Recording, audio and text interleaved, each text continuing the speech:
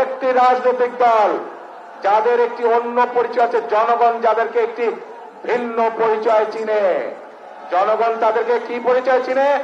গুপ্ত পরিচয় চিনে, গুপ্ত পরিচয়। আপনারা চিনেন কারা তারা গুপ্ত? বাংলাদেশের রাজনীতিতে কারা সেই গুপ্ত? চেনেন আপনারা, আলহামদুলিল্লাহ। প্রিয় ভাই বোনেরা, বর্তমানে বাংলাদেশে এক নতুন জালেম হয়েছে।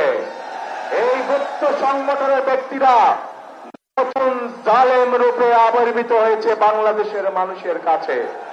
কেন? প্রিয় ভাই বোনেরা, এই বাংলাদেশে নারী পুরুষ সকলে মিলে মাঠে কাজ করে। বাংলাদেশে যেমন কৃষক ভাইরা কাজ করে মাঠে, একইভাবে আমরা জানি বাংলাদেশের বিভিন্ন প্রত্যন্ত অঞ্চলে কৃষাণের বোনরাও তারা মাঠে কাজ করে।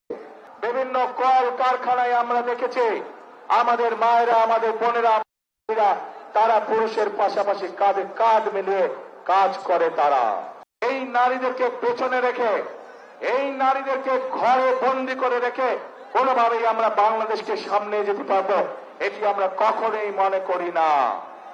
এবং সেই জন্যই দেশনেত্রী খালেদা জিয়া যখন দেশ পরিচালনার দায়িত্বে ছিলেন, উনি বাংলাদেশের নারীদের শিক্ষা ব্যবস্থাকে সম্পূর্ণ বিনামূল্যে করে দিয়েছিলেন, ইন্টারমিডিয়েট পর্যন্ত।